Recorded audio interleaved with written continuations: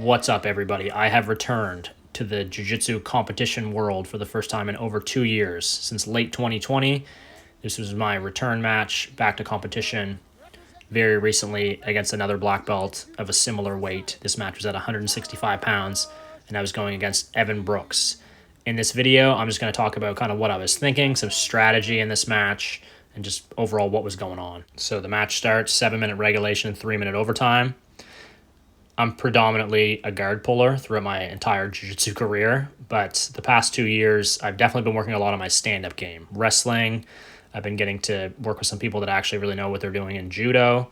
So it's been pretty fun, and I think as a martial artist, and especially in jiu-jitsu, you always need to be evolving, always working on your weaknesses, and always trying to add new things to your game.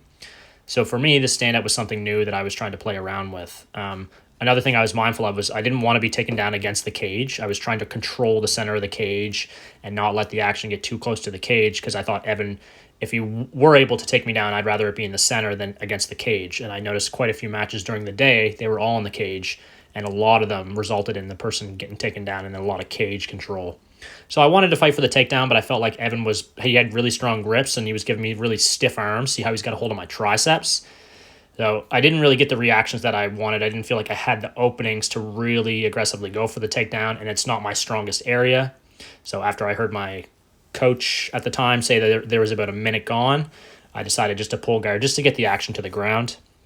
Now you see Evan here really trying to press forward. See how both of my knees are tightly pinched together? Because Evan's trying to enter into a knee cut, and I'm trying to create space. He's trying to take it away. Now I get the collar grip. I'm starting to work to a De La Hiva. To sweep someone first, you always have to off-balance them. So see how I'm pulling that collar grip? I'm trying to get his weight forward so then I can rock him backwards. If you can get this rocking effect, it makes the sweeps a lot easier. Start going for a baby bolo here. You see my left foot hooked on Evan's leg. I got an Instagram reel on this. I'm able to get this move to work for me pretty well, but Evan did a really good job responding to it by bringing his weight down. And see what he does with his right arm. He goes over my head. So he took all the space away. I'm not able to go to his back, and now I have to try to fight to recover. He tries to go for a guillotine or a head control there, and now I'm able to get away, and now I have the space to go for the bolo. See how I'm starting to go underneath, and now I lift Evan's legs up, and then from here I'm going to go really slow. Watch the footwork that let me get the twister hook. So look at the leg here. I'm starting to push Evan's foot down, and now I can catch his leg. And the important thing here is I have my shoelaces on his shoelaces, so that creates the lock on his leg. What am I trying to say? Twister hook. Twister hook. This is the twister hook position, or the truck, like the 10th planet people call it. So the thing with this is I have control of Evan's hips, but he's doing a good job of denying me the upper body control. If I could grab Evan's elbow, I might be able to climb for the back. But honestly, in the match, I kind of thought about maybe going for a leg attack. Like there's a calf crank that you can do from here, or like kind of like a groin stretch lock where you can kind of grab the thigh and pull the leg.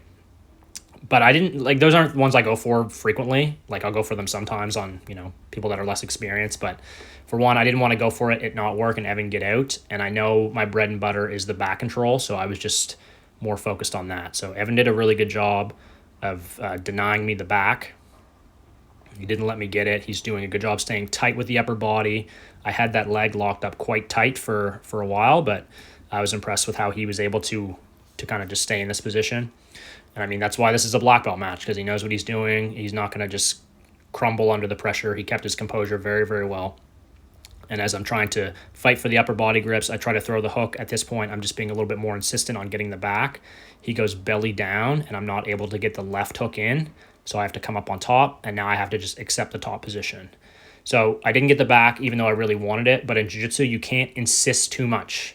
You have to take what they give you. So I took the half guard. I got on top because I know being on top is more valuable. You need to be on top versus being on bottom. And now here I'm trying to get his wrist up above his shoulder line. And then I'm going to start to try to use my left foot on the inside of his knee. I have a good cross face here, making him look the other way. I'm starting to walk across his body. That's going to make the pass a little bit easier. See how I'm forcing his knees to turn away from me? All this time, too, I also still have his arm, and I have his elbow up. If you can open your opponent's elbows from any position, especially when they're defensive, it's really going to weaken them. So that's all I was focused on here, is just lifting the elbow and slowly creeping my knee out looking to get it to poke out between his knees, because then I could look to put a foot on top of his thigh and pass right to mount. This is what I was thinking about. When that right elbow started to get away from his body too, I was thinking maybe there'd be an opportunity for a triangle, because I thought I'm going to get the foot out and then there's going to be a scramble and then that's going to be my chance for a submission. It didn't quite go like that because Evan, he has a really good half guard game. I knew that going in. So I didn't want to give him a chance to get to a good half guard position. This is not one that he's going to be able to really attack strongly off of. And now from here, I'm looking to lock up a Kimura. You can see my focus kind of change, forcing that elbow, really pulling on it. And I'm looking to lock my grip. I always tell my students and anyone who will listen, once you get a Kimura grip, never let it go. Never let it go until you get the submission or you get to a dominant position that you want. Once I get this Kimura grip, I knew I would get something beneficial out of it, so I took the crucifix. This is not what I initially wanted. I wasn't going into the match thinking, I'm going to put him in crucifix. I just got the Kimura lock, and that's what I felt like he gave me, so that's what I took. And now, I use this crucifix position a lot. I was really just trying to get him to react here, and then eventually I figured out, okay, I'm going to try to go for a back triangle from here once I was able to start to get up. Now I was looking to bring my right leg across, pull his elbow, and then go to the back triangle, and things quickly changed because he started to move. Here, as I'm trying to think about that back triangle, he turns towards me, so I keep the Kimura pushed into his body. Here, now I'm thinking about a triangle choke. I keep the wrist pinned, and then throw the leg over and get the armbar. One more time. So don't insist on one position too much and have multiple threats. All things I teach all the time. So I go to crucifix. Here, at this point, I'm thinking about going for the back triangle. So I'm going to look to keep my left leg on the side of his body and then go across with the right leg to try to lock the triangle. And now as I start doing that, Evan starts moving. So I'm not going to fight to lock the back triangle when I know it's not the right moment. I'm just going to go back to the Kimura.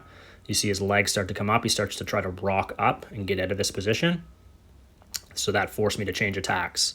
Here, as just the way that his body's positioned now, I know this is not the best. It's not the optimal position for the back triangle, especially as his head is coming up. So then I look to throw the leg over. I still have the Kimura lock at this point. Remember, never let it go if you have the Kimura. So from here, as he starts to kind of rise his body up, I'm thinking about a triangle. I thought about bringing my left leg over. But then he postured up so strong and actually stood up on his feet, and that's what forced me to go to the armbar. As he stands up, I feel like the triangle's too difficult, and I still have the wrist pinned to my chest. So that cross-face leg is so important. That's as soon as the leg came over, that put the pressure on, armbar. So I was pretty happy with this. I feel like I was fairly loose in competition. It was good to get a win against a good opponent, and I'll be back soon. Thanks for watching. Bye.